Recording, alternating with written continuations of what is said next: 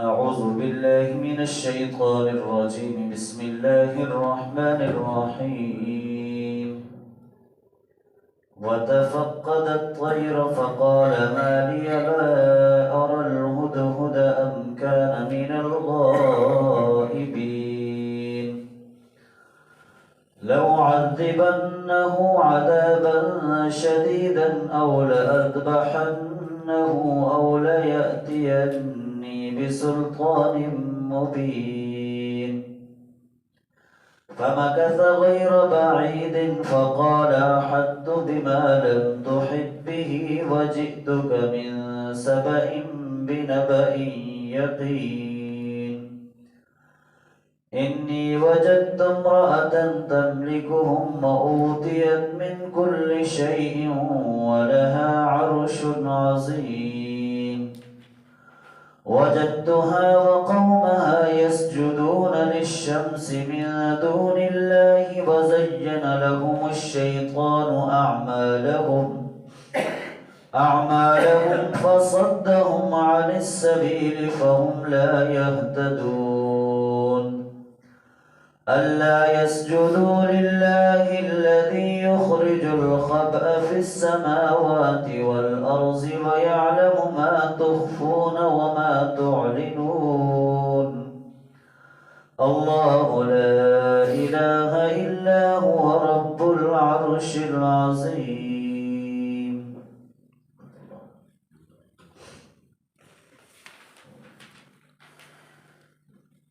سلیمان علیہ السلام کا تذکرہ چل رہا تھا.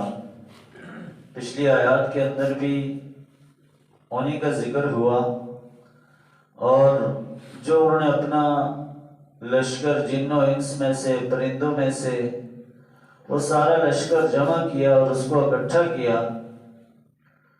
اور پھر جو ایک چیز انہوں نے محسوس کی کہ جو اللہ نے فرمایا کہ وَتَفَقَّدَ الطَّيْرَ فَقَالَ مَا لِيَ لَا أَرَى الْهُدْهُدَ. انہوں نے پرندوں کے لشکر کا معائنہ کیا اور کہا کہ کیا بات ہے کہ مجھے ہدہد نامی پرندہ جو ہے وہ نظر نہیں آ رہا. ام کان من الغائبین، کیا وہ غیر حاضر ہے یا وہ موجود نہیں ہے. یعنی یہ بڑا عام موقع تھا، تو اس موقع پر انہوں نے کہا کہ یہ کہاں پر ہے، یہ ہدہد نامی جو پرندہ ہے یہ کہاں پر پایا جاتا ہے، یا یہ کیوں نہیں ہے، یا یہ کیوں کس وجہ سے جو ہے وہ یہاں سے غائب ہے. دوسرا فرمایا کہ لَأُعَذِّبَنَّهُ عَذَابًا شَدِيدًا، میں اس کو سخت سزا دوں گا. أَوْ لَأَذْبَحَنَّهُ، یا میں اس کو ذبح کر ڈالوں گا.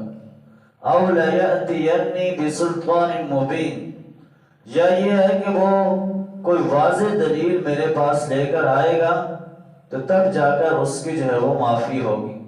یعنی یہ ظاہر سب وہاں پرندے موجود تھے، تو سلیمان علیہ السلام نے اس لیے کہا کہ اگر وہ بغیر کسی وجہ کے اس نے نافرمانی کی ہے، وہ یہاں پر موجود نہیں ہے، تو پھر اس کو سخت سزا دی جائے گی. یا یہ ہے کہ اگر اس کے پاس کوئی ایسی واضح دلیل ہو، کوئی ایسے واضح جو ہے وہ عذر موجود ہوا تو پھر اور بات ہے، لیکن اگر اس کے علاوہ ہوا تو پھر اس کو جو ہے یہ سزا دی جائے گی. فَمَكَثَ غَيْرَ بَعِيدٍ، پس تھوڑی دیر گزری تھی کہ وہ پرندہ جو ہے وہ ہدہد نامی پرندہ جو ہے وہ واپس آ گیا، اور اس نے آ کر کہا فَقَالَ أَحَطْتُ بِمَا لَمْ تُحِطْ بِهِ، اس نے آ کر کہا کہ میں وہ خبر لایا ہوں یا وہ بات معلوم کر کے لایا ہوں کہ جس کو آپ کے بھی جو ہے جس کے بارے میں آپ کو بھی خبر نہیں.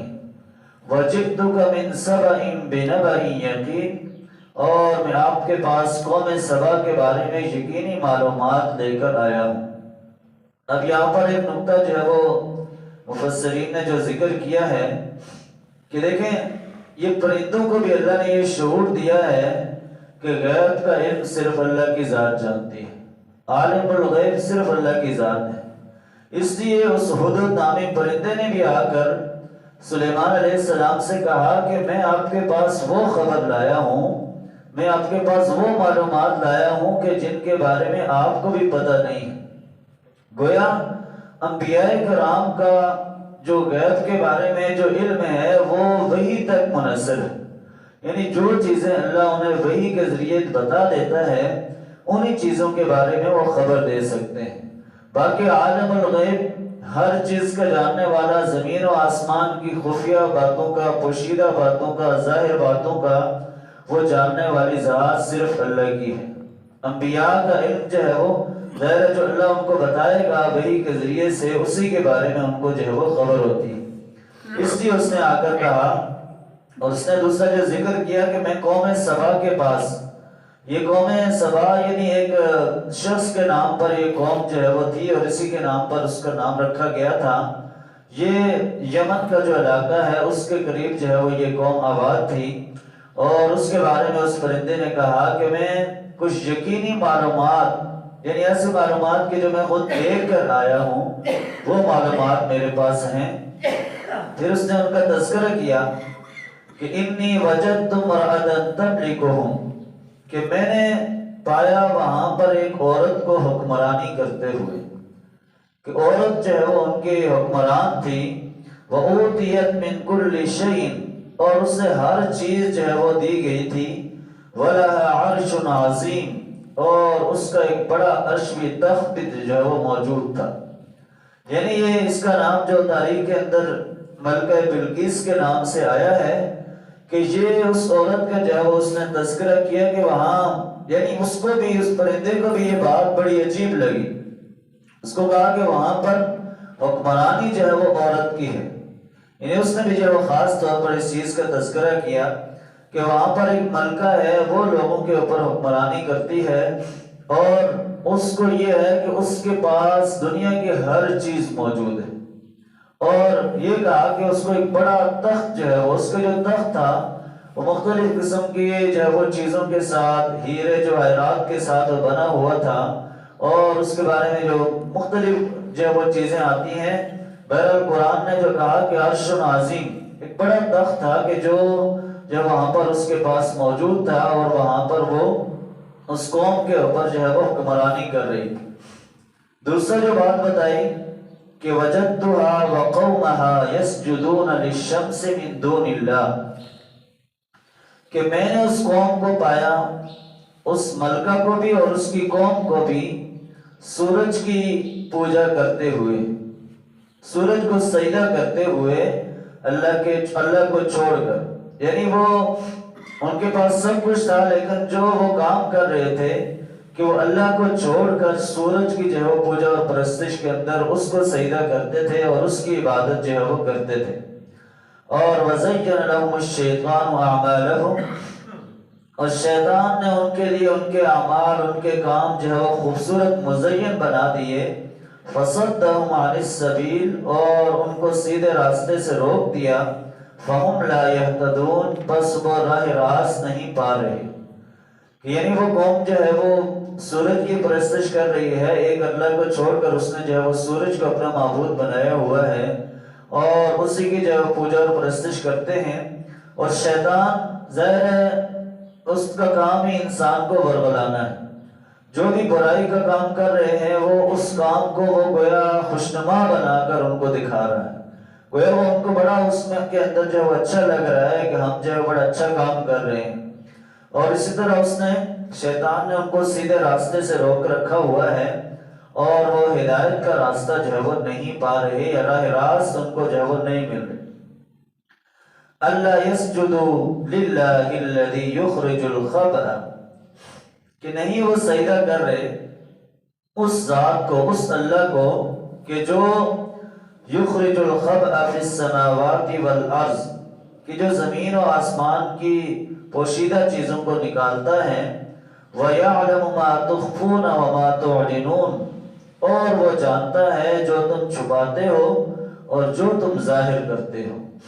یعنی سجدہ تو اس ذات کو کرنا چاہیے کہ جو سورج کا بھی رب ہے، جس نے سورج کو بھی بنایا ہوا ہے، سورج، چاند، ستارے، سب کائنات کا مالک وہی ذات ہے، لہذا زمین و آسمان کے اندر جو کچھ بھی ہے اس کو جاننے والا، اس کو بنانے والی ذات وہ اللہ کی ہے، اور وہ کچھ بھی جانتا ہے کہ جو انسان چھپانے کی کوشش کرتا ہے، وَيَعْلَمُ مَا تُخْفُونَ وَمَا تُعْلِنُونَ، جو تم ظاہر کرو یا چھپاؤ اللہ کی ذات اس کو جاننے والی ہے، اللہ اس کو جانتا ہے۔ اور جو اللہ نے قرآن میں فرمایا بھی ہے کہ اِنَّهُ عَلِيمٌ بِذَاتِ الصُّدُورِ، کہ وہ تمہارے سینے کی باتوں تک سے واقف ہے، کہ جو تمہارے دل کے اندر خیال آتا ہے، جو تم نیت کرتے ہو، ارادہ کرتے ہو، اس سے بھی وہ رب جو ہے وہ باخبر ہے۔ اور زمین کے اوپر جو ہے وہ کوئی بھی چیز ہے کہ اگر زمین پر ایک پتا بھی گرتا ہے تو وہ بھی اللہ کے علم کے اندر ہوتا ہے۔ تو لہٰذا یہ ساری چیزوں کا کائنات کے اندر جو کچھ بھی ہے اس کو جاننے والی وہ رب کی ذات ہے۔ اللہ لا الہ الا ہو، اللہ وہ ہے کہ اس کے سوا کوئی معبود نہیں۔ هو رب العرش العظیم، اور وہ عرش عظیم کا مالک ہے، وہ ساری کائنات کا مالک ہے۔ اس کا جو عرش ہے وہ سب چیزوں سے بڑھ کر ہے، اس کا جو تخت ہے، اس کا جو عرش ہے، وہ ظاہر ہے جب اللہ ساری کائنات کا مالک ہے تو اس کا عرش بھی اس کی شان کے مطابق ہوگا۔ تو لہٰذا یہ ساری کائنات سب کچھ بنانے والی وہ اللہ کی ذات ہے۔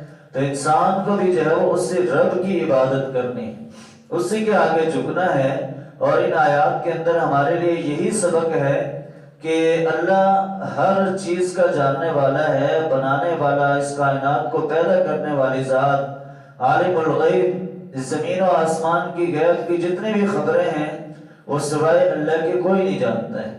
لہٰذا یہ سارا علم اللہ کے پاس ہے، تب جا کر ہمارا عقیدہ اور ایمان بھی صحیح معنوں میں مکمل ہوتا ہے کہ ہم ایک اللہ کے اوپر بھروسہ کریں، اسی پر ایمان لائیں اور اسی کے آگے اپنا سر جھکائیں گے تو تب جا کر ہمارا سب کچھ ایمان اسلام جو ہے وہ مکمل ہوتا ہے۔ تو لہٰذا ہمیں اسی رب کی بھی جو ہے وہ عبادت کرنی ہے اور اسی کے آگے جو ہے وہ جھکنا ہے۔ یہ آیت سجدہ ہے، تو یہ جو بھی پڑھتا ہے یا سنتا ہے تو اس کے اوپر جو ہے وہ سجدہ جو ہے وہ لازم آ جاتا ہے۔ تو لہٰذا یہ سب نے جو ہے وہ سجدہ کرنا ہے۔ اللہ تعالی ہمیں اس پر عمل کی توفیق عطا فرمائے۔